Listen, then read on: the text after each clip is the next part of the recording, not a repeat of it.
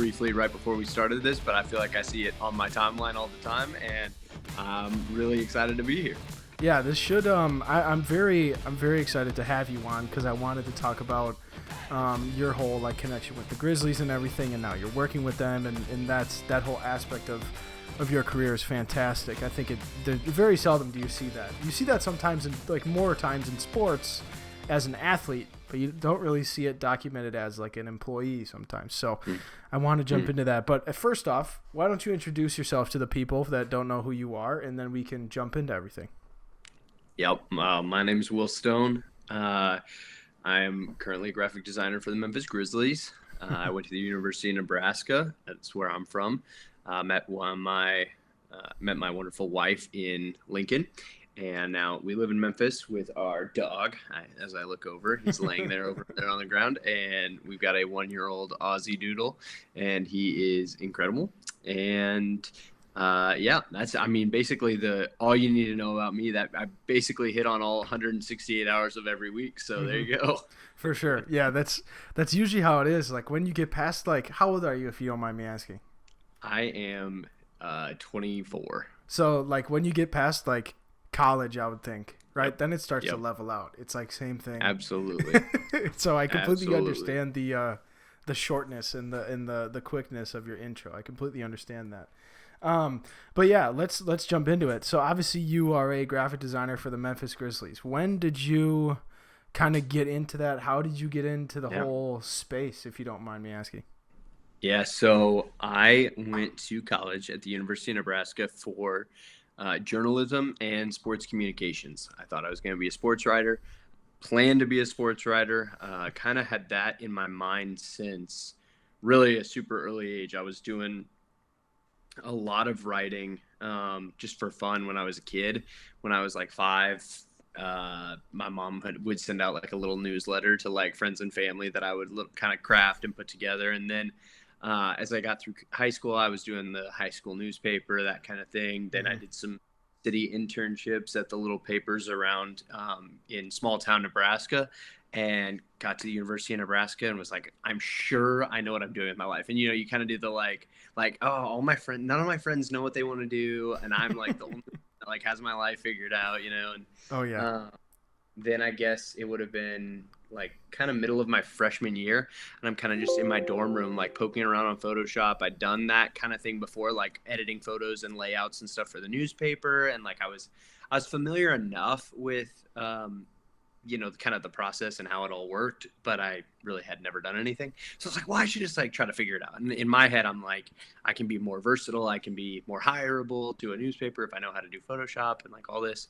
And, it just kind of became a hobby to me. I feel like the common story in just sports design community and everything is people start out making edits for high school kids and so on. And that's what I did. And I was doing like so many. I was doing like 6, 7 a day probably for a little while. And I really don't feel like that's an exaggeration. And I was doing them for free because I didn't have anything. Like I was just doing it to do it. And I was doing it for fun. And I was like, working my little like part-time jobs in college, but also trying to find time to like make graphics, and just kind of kept doing that. And I think it was like January 2018.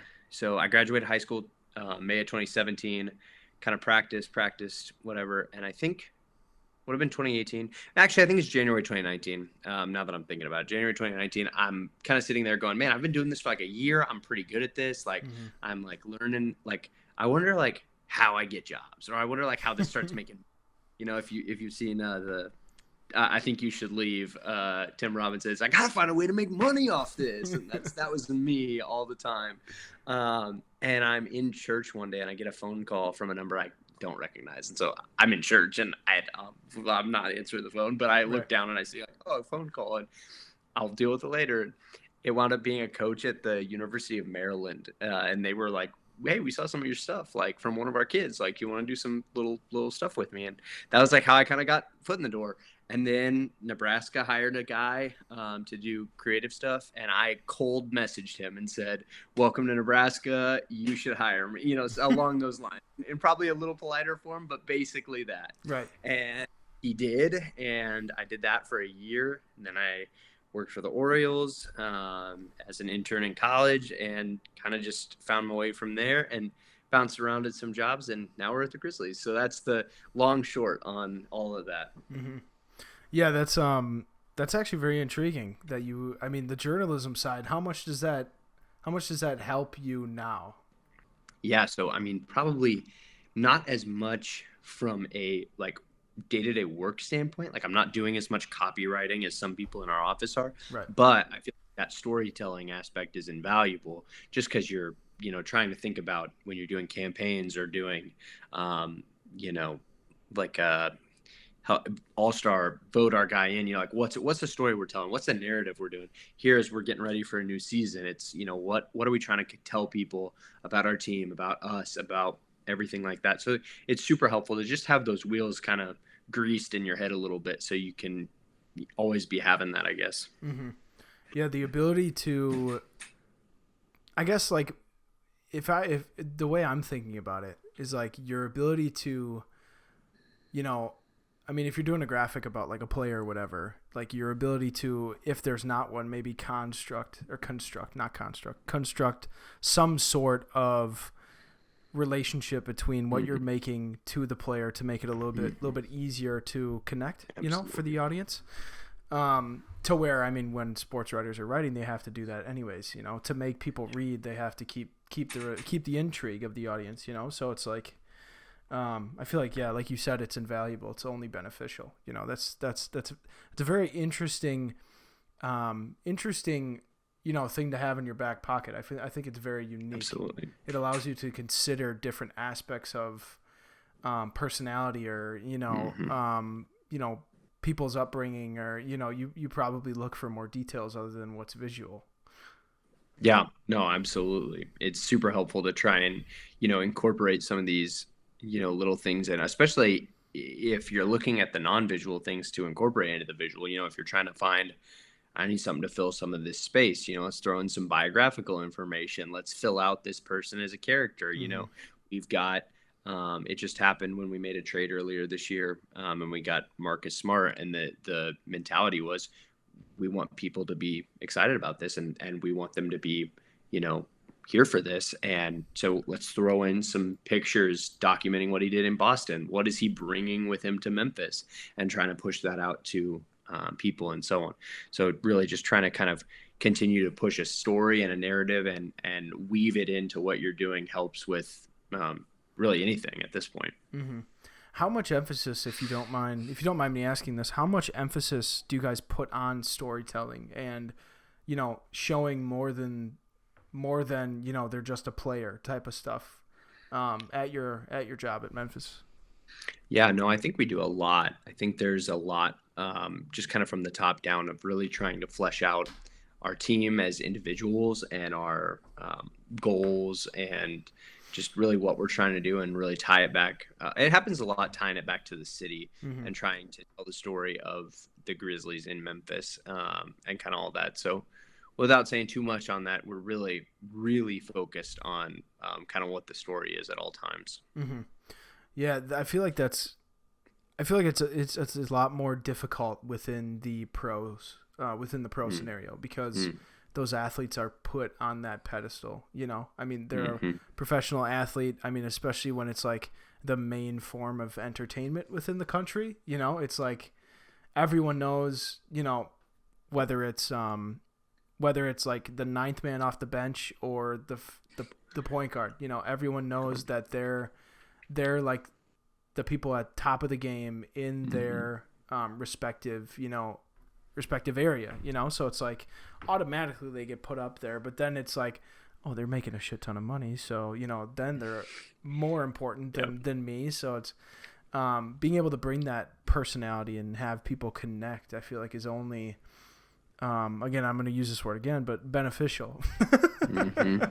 Absolutely. Is it tough sometimes, like, to do that within, like, have you guys ever like strung up like a creative, like, I don't want to say brief, but like a direction, and it's just, sometimes it's like, oh, this sounds so good, but it just doesn't work with professional players. Yeah, absolutely. I mean, I think it probably more happens with Um, in college, at after working at Nebraska and having most recently been at East Carolina, Mm-hmm. it's really easy to sell people on whatever story you're telling because it's at the bottom line, you have the fabric of the college town, the city, even the state, whatever it is. Like you are able to sell the story of Greenville, North Carolina, or Lincoln, Nebraska, or Nebraska as a whole, or whatever it is.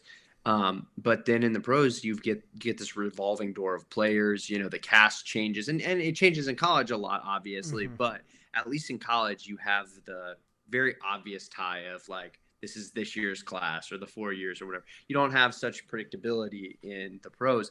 And so I feel like trying to marry together eras in the pros is harder because in college, like at any given time, you have somebody who's played with three other classes or probably have. Mm-hmm. And so you can kind of transition really seamlessly and you can do the 7 degrees of so and so played with so and so who played with so and so and like going back to our greatest era, so and so is connected to it in some way, and we can do that in college. But in Mm-hmm. the pros, like none of our guys have played with Mike Conley, or well, I'd take that back. Two of our guys have played with Mike Conley. I don't think any of them played with Zach Randolph. I don't think Jaw wasn't here for Marcus All or Tony Allen. Like handful of these guys, like guys that our community loves Mm-hmm. and is so heavily. That this team is very different, and it's just different for logistical reasons. Like they just weren't here. And so Mm-hmm. how do we blend those together? How do we keep pushing? This is what Memphis is. This is what the Grizzlies are. This is what you know and love about us.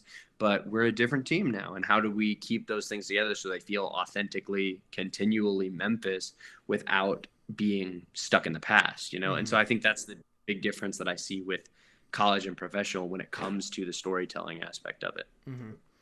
On the flip side, I'm gonna play devil's advocate. Well, not really devil's advocate, but like there are like some comparisons though between players. I feel like it's a little bit easier to find that in the NBA than in college. Instead of saying he played with him, you can say he plays like him, or like you Absolutely. connect, like for instance, connect Marcus Smart to Mike Conley. Yeah.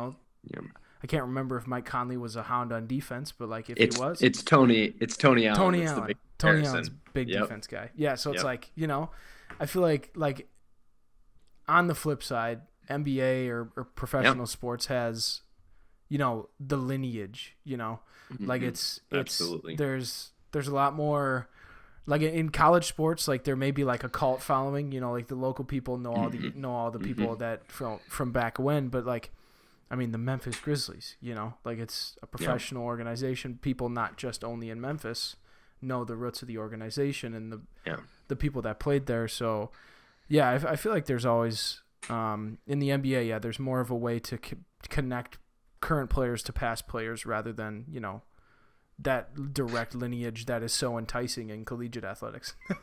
And in the NBA, especially, it's connecting and continuing because, yeah, Yeah. it is true. Tony Allen and Marcus Smart, like, you could do one of those blind comparisons, or I guess player A and player B and put their resumes up, and you'd totally get them confused. They went to the same college. They started their careers in Boston. They wound up in Memphis after being heralded for their defense. Like it's eerie, the similarities. But now how do we take that and push it to the next level of this is this time's team? We're not the grit and grind Grizzlies. We're not the, whatever. How do we continue to bring that but keep the fact that the grit and grind era is still a massive part of who we are and a massive part of what the city of Memphis sees when they look at the Grizzlies logo or the FedEx Forum or whatever it is. Mm-hmm. And so trying to kind of bring that in, and I'm sure we'll talk about it in a little bit, but growing up, a fan and growing up through the grit and grind era and stuff, Mm-hmm. how do I personally bring what I know about the Grizzlies into today's Grizzlies world, and how do I help that carry through what I'm trying to make and what I'm trying to present now and Mm-hmm. get it to connect with people and so on. For sure. So yeah, where does that fandom originate? I know you have that famous post on your Twitter of the side by side of you Yep. as a youngin in the Grizzlies jersey. So my mom was born here about 5 minutes from where I am right now. She grew up, and my grandparents actually still live here. So, um, Memphis was kind of like the when you're growing up as a kid and you go to grandma's house. We were Mm-hmm. going to Memphis.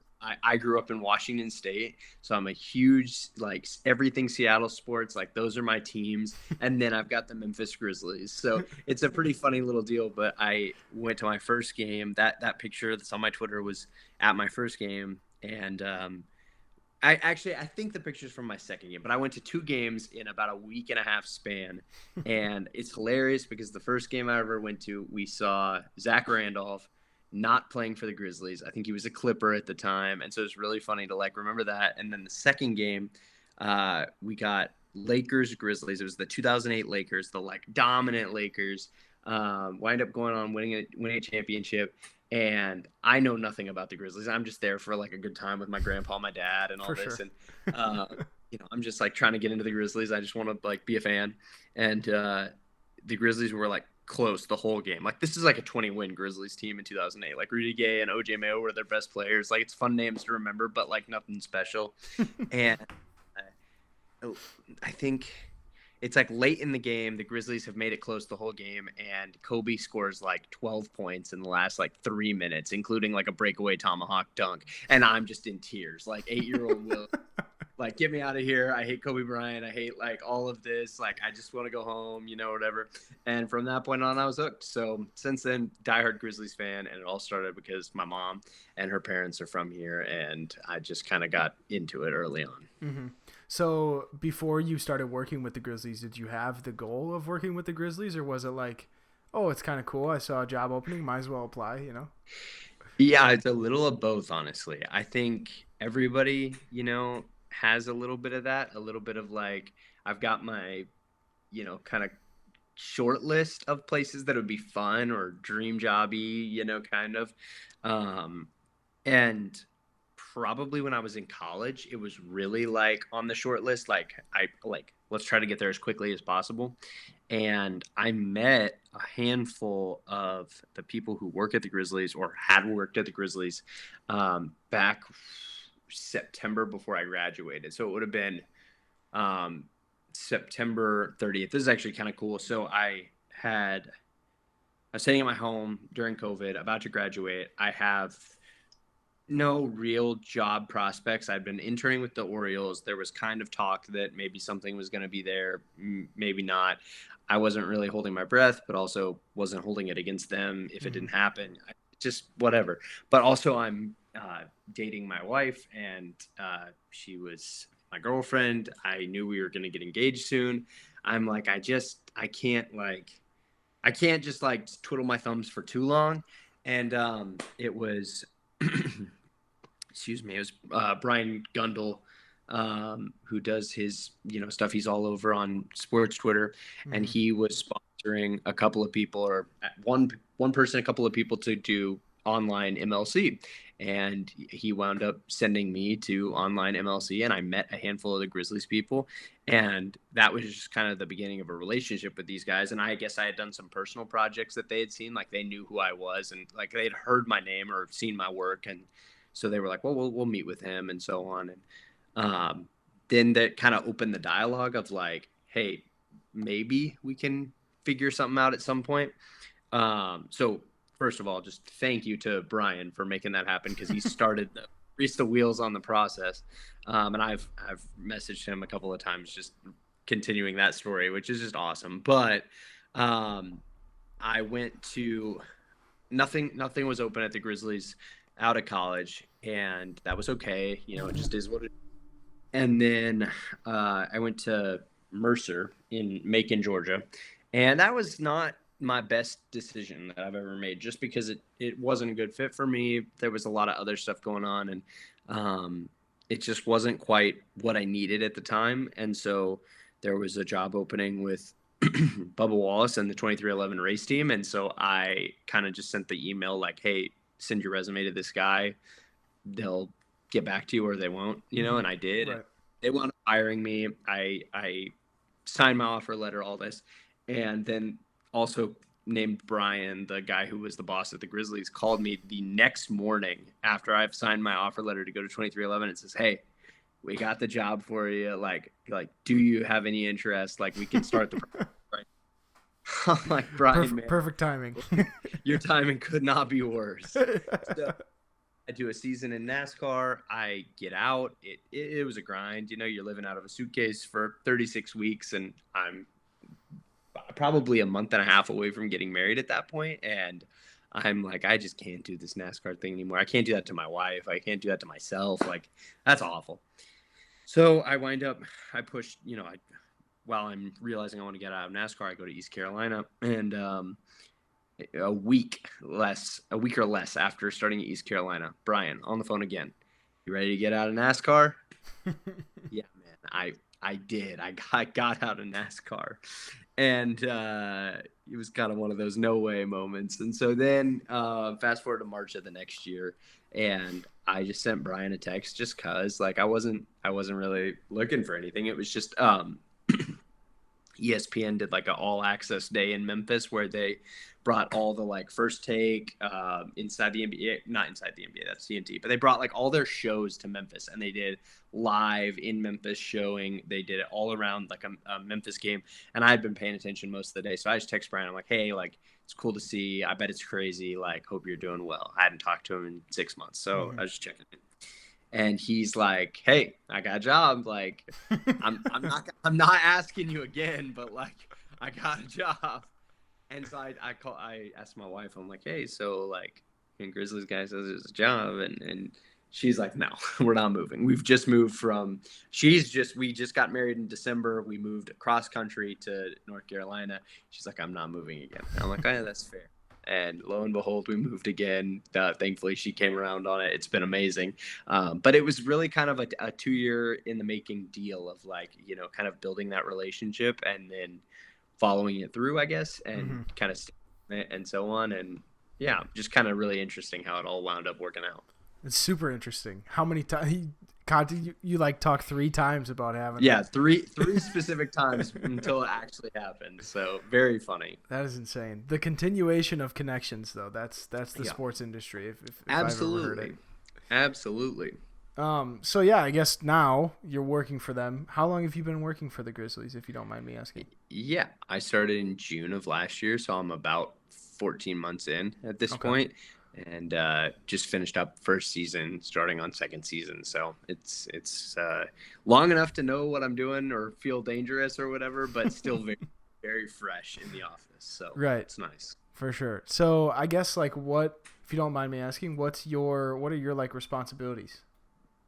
Yeah, man, I do a lot of everything. I don't touch a lot of our social stuff from a production standpoint. Like, I'm not shooting photos like I had been. I'm not making videos. I'm not sending any tweets. I don't have to do any of that, which is great because I'd been doing all that all the places. But basically, do a lot of ad stuff, a lot of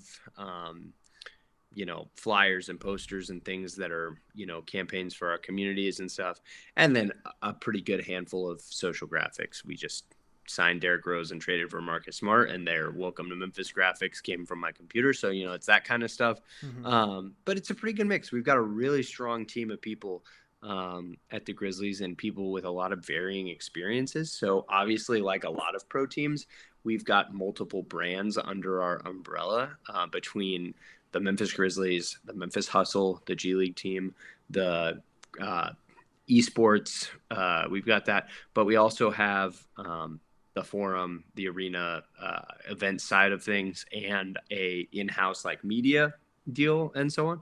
So kind of every one of the designers, we have 5 who function under a designer tab. A couple of them are more specialized and do different things from different roles, but all of us kind of have some niches. So I've really kind of penciled into the Grizzlies niche. We have somebody who's been more hustle, G League focused, somebody who's been more gaming focused, but really it comes and we all do kind of all of it. So really been primarily graphic designer to a truest sense of the word, but what that actually tangibly looks like on a day-to-day basis is kind of hit or miss. So anyway, you just kind of don't know. Yeah, for sure. So you said you work on like a bunch of things. Like you work on Hmm. like do you do stuff for like the scoreboards in stadium? You do Yeah. a bunch of like print stuff too? Yeah.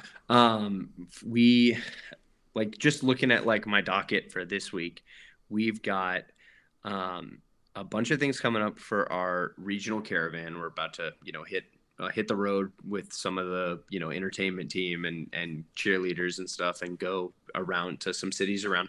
So I'm doing a lot of promotional stuff for that, which is primarily social and web ads, but then some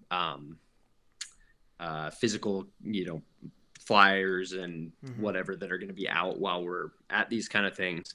And then working on some in arena stuff, some random other like just social concepts and stuff for like we got the in season tournament coming up for the NBA. We've got G League kind of look and feel for the season that we're working on right now. Mm-hmm.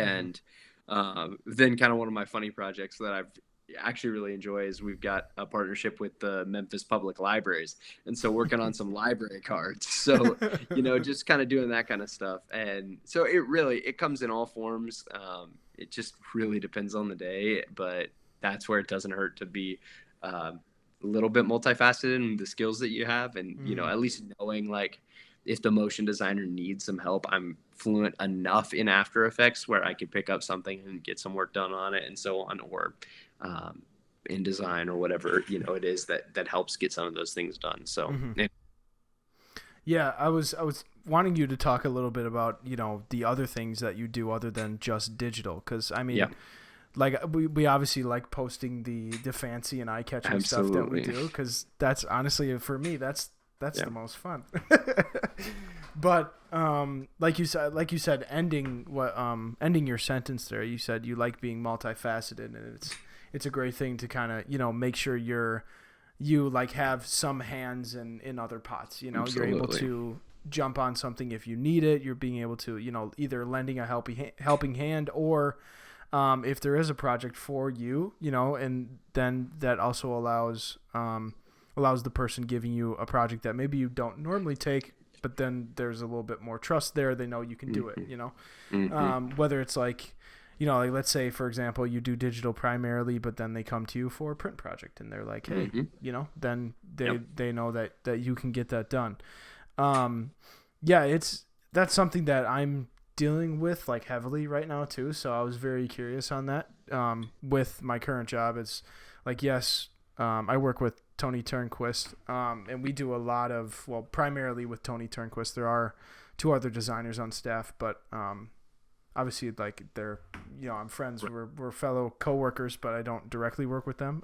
But yeah, like we do a bunch of digital stuff and a bunch of like awesome looking cool edits, but then also we have to segue into like event stuff and do fully Yep. kitted out signage for Yep. like for like a gym or for like the side of a building, like those type of things. So being able to twist and turn in two different mediums is something that I'm really diving Yep. face first into. I totally understand. It's fun though. Like I think the most gratifying thing is when you're producing a print piece, and then you like, especially if it's like 40 feet wide or something like that, something Yeah. crazy. Then you see it get produced and put Hmm. up where it's supposed to be, and then you Hmm. stand back and you're like, holy shit, that's awesome. Like that, Yep. it's just like, Yep. it's just so gratifying. Yeah. We've got stuff we did last year that are in the player tunnel, like when they walk out to the arena, and one of those is a really big like 9 by 12, no, 9 by crud. It's big. When I say 9, that's definitely not even the right number. It's just large on the wall, and you walk past it when you're walking out from the locker room to the arena. And I actually need to go walk past it because I haven't walked past it. I don't think I've actually seen it in person since it's been up. I think I've just seen it in photos, but you see it in the tunnel photos, and you're like, oh yeah, like I did that. So Mm-hmm. anyway, I saw the old one before I got the new one up or whatever. But it's incredibly gratifying to like see nothing beats seeing it with your own eyes in front of you or holding it in your hands or Mm-hmm. whatever. So very cool for sure. Mm-hmm. That's something only us art people. That's what Absolutely. that's what people on the outside call me. Like in my family, they just call me an art person. I love it. And that's only people like us get to really sit back and love that shit, you know. Yep, It's the absolutely. process all comes to fruition, and there it Yep, is, and then you think of all the headaches and all the times you were mad, and then it's yep, just yep. beautiful, all They right don't there. they don't know that you're sitting there. It was last year, the same one we're talking about. I'm like watching the Mariners playoff game. It's the Mariners' literal first playoff game since I was 2 years old. I've never watched a Mariners playoff game with my own eyes. And the guy's calling me at work, like I'm at home, like on my couch watching the game, like just like trying to like be calm. And he's calling me. He's like, "Hey, we got to get this update like right now. It needs to be at the printers like tomorrow." And of course, like I'm at home, so I don't have like connection to like the server that we store all our stuff on. And so I'm like trying to figure out how to get it, download a 40 gigabyte file, and then get it back to him. And I'm just like stressing everywhere. But they don't see that because it goes up on the wall and it's done. And Right. it's great. Anyway, All that matters is that it gets finished, you know. straight up. Ain't that the freaking truth, man? Too much, too many times. That's the truth, especially when it comes to Absolutely. like. Actually, no, I don't want to go down that. Never mind. Yeah. Never mind. So one thing I was very curious about, maybe it's just because you didn't link it, but you have your gondola link in your socials, Yep. not like a portfolio. I'm Mhm. curious. What's your opinion on gondola? I don't think I've talked about gondola on this podcast before because it's relatively new. I would say it's a Yep. relatively new platform. Yeah. But yeah, I guess what are your opinions on the on the platform? Maybe I'll link it in the show notes so people can go take a look. Yeah. No, I think overall it's awesome. Like I think what the fresh tape people did to get it up is cool. It's linked in my bio right now on my um, Twitter profile, specifically because I'm a little lazy at this moment and don't want to update my website. But it's really easy to paste a link in there and to just have something. Mm-hmm. I'm kind of in between on um, portfolio stuff on my own, like how I want to do it and where I want to put it and stuff. So For while I'm sure. kind of delaying those decisions and how I want to invest my time into doing that, it's nice to have a stopgap. That's not a real answer to the question on what I think about Gondola, but I am grateful to have something that is so easy to track my stuff, put it all in. And I don't have to put all of it in. I don't put all of it. I don't even put close to all of it in, but I put enough in that it's like here's a sample of stuff I've been doing. Here's a sample of who I've been working with. Here's a sample of what you can find from me, etc. Mm-hmm. But I think I appreciate what they're trying to do and how they're trying to communicate it and how they're trying to get people to see kind of the impact that we do, because you and I aren't influencers. We have a handful of followers, which is great. And I love to have these, the little platform that I do and so on. Mm-hmm. But like, yeah, obviously the stuff we're doing isn't getting hundreds of thousands of likes or whatever, Mm-hmm. or shares. And again, there's more on that, but um, just to show, hey, we have a value that we bring to the table. And even if I'm not always sold on the like using likes and using shares and using stuff to quantify some of it because it doesn't matter. When I get the little ping that says the Derek Rose welcome graphic is like on your to-do list, I know immediately that I'm going to make this graphic, and if I do it right, it's going to get 250,000 likes on a page that has 1 million followers. It's going to do extremely well in comparison because everybody's going to eat up Derek Rose back to Memphis, and that frankly doesn't really say anything about what I can do. It says what the so like there's give and take. If you can have a nuanced look at it from your own perspective and recognize that like your gondola numbers ultimately mean nothing, but they're really helpful to show someone, hey, like this is what I bring to the table. This is Mm-hmm. what I'm capable of doing. This is where I'm like quantifiably able to show what I'm doing. Mm-hmm. We just had like a marketing meeting with our overall marketing team at the Grizzlies, and they're looking at the creative team like, well, what are your KPIs and OKRs and like what are these like measuring sticks that you're gonna like judge your next years and quarters by and stuff, and we're all kind of looking at each other like, I mean, I literally said, I'm like, am I happy? Does my stuff look good? Do I feel proud of the work I'm doing? Like, that's Hmm. what matters, you know? And Right. I'm going to tell you, like if we're getting our job done and it's helping you guys get your job done, then goodbye us. But at the same time, like the metrics don't mean anything to some of us because it ultimately doesn't matter. You know, you can click the like button however many times and like good content's good content and I'll preach that, but like ultimately the likes aren't actually proof of anything from any standpoint. So it's trying to really, put out good stuff and whatever. So there's both, and I see Gondola used really well, and I see people who use Gondola the wrong way, where it's like I'm gonna upload every single piece of work that I've ever done, and I'm gonna then like put up my like 20 million number and be like, look how many like okay, cool, like I'm happy for you, and I'm not subtweeting anybody or like saying anything, calling like taking shots at, but just like honestly, like I'm happy if that works for you, great. If that works for you, great. But like at the same time, like ultimately we're all just kind of doing this for the same reasons. And but I see the purpose. I see the where it's useful, and I am a huge fan of what they're doing and the way that they started it because I've seen the discourse over and over and over again on Twitter of like people talking about it and they're like, we don't care about your likes or whatever, and Gondola is stupid and why do we use it to compare whatever, just makes people feel bad about some. Yeah, I hear it, but also like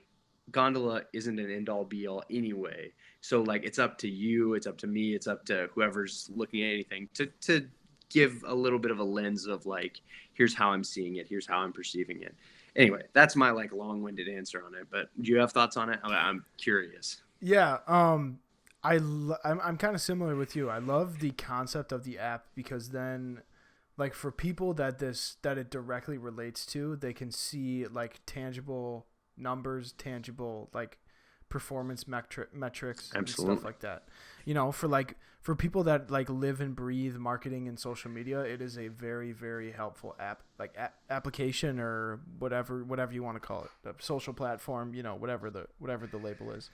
Um, but yeah, like I was posting things on there. Like I had a Gonalo account for a while, and I was posting some stuff when I worked with the Wisconsin Timber Rattlers, my previous job, and I was like, like how much like in a small market, I feel like you're able to see a difference in if your graphics make a difference in social interaction and stuff. So there I saw some usability behind it, but then I was like, like I have a portfolio here for a reason. It's like I'm showcasing work. Like it is cool. It's cool to have. It's an additional thing. But did it really relate to me? I felt like personally it didn't. It didn't really relate Mm-hmm. to me. So Mm-hmm. I stopped posting on there. But um, but yeah, it like I think if you're a designer that works in a small market, or like if you're a designer that works with like a college team and you bring out like a new campaign, you can very easily compare numbers on there. You Mm-hmm. can very easily see Mm-hmm. what's gaining traction, what isn't gaining traction. And that's very easy to do, to where like for the Memphis Grizzlies, like I Yeah. think the majority of the interaction is just simply based off who is Yeah. in it, or Yeah. or sometimes it's just you're the Memphis Grizzlies, you're gonna get likes Yep. and stuff on it anyways. So it's like, is it Mm-hmm. super usable? Maybe not for designers, Yeah. but for social in a sense, yes, I would say. But yeah, that's my opinion on it. I love it. They did a great job. I think it's super usable for people that Yeah. like I said, work in marketing, work in even advertising, work in that Yeah. type of stuff. It's just like, does it connect to me? Probably not. Yeah. No, I was gonna say along those exact same lines. At the end of the season, we had a bunch of like season awards or stats or whatever that we were trying to showcase. So we had a ton of individual like unique posts that went out, and I did a lot of the graphics. I didn't do all of them, but I did a lot. And I looked at it and I saw exactly what I expected to see. The one with Tyus Jones had way less engagement than the one with John Morant, and the one with John Morant had similar but more than the one with Jaren Jackson Jr. And it had nothing to do. I made like a pretty similar graphic 3 different times, and the engagement numbers are wildly different. And that's Mm-hmm. just how. And I think Gondola is a really awesome tool that they've given us, and I'm really glad that they've given it to us. But like any tool, it can either be misused or not useful in a certain situation. I'm Mm-hmm. not going to take to go like, you know, weed my garden, and I'm not going to take a, shovel to like hang a picture. So it's kind of how do I work all of that stuff in together to use it for my own purpose. And like I said, right now, I don't use it for the metrics as much as I use it for the just conveniently having a portfolio spot in one place where people can at least see samples of what I've done. And if they want to see the numbers, cool, great. I'm glad they can look at that. But I'm not putting too much stock in how many views or likes or whatever I have, because it just really doesn't matter ultimately. Mm-hmm. For sure. Do you know if it keeps track of engagement percentage? Because that actually may be a good metric for designers. I don't know that they have that yet. I need to look and see if they have it, if they're adding it. I haven't been on there in probably a couple of weeks, and so I need to look in case they've added it. I feel like they're adding new stuff all the time, and it's really valuable. But I don't know that they have it yet. I haven't seen it at one point. But anyway, because that's a conversation we just had, recapping like an event and stuff like that at work, and about engagement percentage and comparing posts between the other. Like obviously it works in tandem with whoever writes the copy for the post, and then with the graphics, so you work in a team when it comes to that. But especially when you're trying to sell and trying to have people convert, that as a designer, that especially if your like primary focus is working in marketing and advertising, that could very easily be a metric that sets you apart from someone else. Absolutely. If you're able to develop, some eye-catching things, and that's the good thing with that metric, is that it's very easy to like see what works and what doesn't. Right. Rather and that's than really just making valuable. Cool. No, absolutely. And that's really valuable for then setting like, am I actually building stuff that's engaging with people, or is it more just a product of what I'm doing? Because I feel like a conversation I hear all the time is like talking about how many interactions or impressions or whatever it is, and it's like, yeah, but like some of this stuff doesn't mean anything. Like if we're just farming for clicks as opposed to like actually building stuff that's really good, like are you actually building an engaged audience, or are you building an audience that like is kind of like the yippy dog? Like my dog is going to give me attention when he knows I have the bag of cheese in my hand, but like, do I actually have an engaged dog that's actually like, have I taught him well, or have I trained him to like appreciate the cheese or the good content, like, or am I just kind of putting out like, kind of engagement farming? Yeah, exactly. It's yeah. And so it's like, I feel like we have so much of that where people are just putting out the bait and they're like, anyway, just funny. Yeah, that makes complete sense. Like, not saying it isn't good to have impressions and good to have people see your brand. It's definitely awesome to have that happen. But like at the end of the day, like brands need to make money and be profitable. So it's like, how much of it is fluff and how much of it is actually going to move the needle? That's a conversation I think in sports that happens all the time, everywhere. So it's like, it's just the consideration for, what's going to make you money and what's not going to make you money. I mean, obviously there's always a point. I feel like there's always a great balance between let's push and try to sell tickets versus let's have some fun, Yep.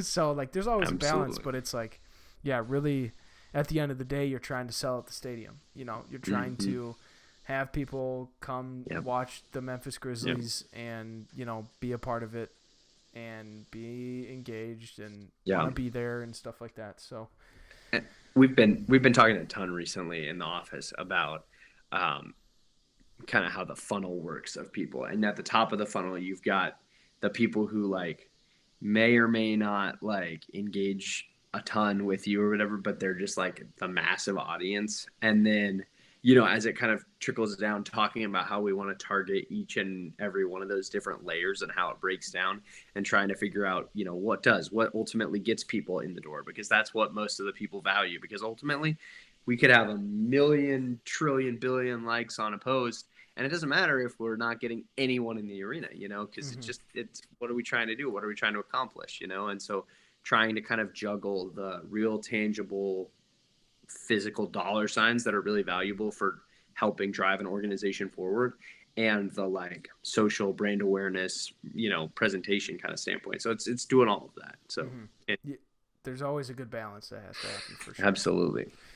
Well, man, this conversation has been fantastic. I loved, getting to be able to talk shop and getting able to meet you on this level. We've connected. Well, I don't know if you've directly connected, but I followed you for forever on Twitter. It seems like. Likewise. So it's like, it's been great being able to sit down and talk to you and talk about what you do. And I think this conversation about Gondola went really well. I was very interested Absolutely. to see how that was gonna go. Because I don't think I've ever mentioned it. But yeah, I think I'm gonna put it in the show notes because this is very intriguing. So yeah. But anyways, man, yeah, thanks for coming on. I really appreciate it. Yeah, it was great to be here and great to just talk to you. And I love sitting down and just talking with people about work, about the industry. It's one of those deals where like nobody who's outside of it understands it the same way that we understand it. And so it's like, it's nice to sit down, and I'm saying words that if I say to my wife, she's going to look at me and just be like, okay. And to you, it makes perfect sense. So I'm talking English here. So it was one of those cool things. And I love when, people reach out to me and want to have conversations, and I love having those conversations back. So it's great. I love this kind of stuff. For sure. Yeah, that's the main purpose. So it's always a good time. For the audience, go down below, check out Will's stuff. All his links and where you can find him will be down below, and also check out Gondola. It is awesome.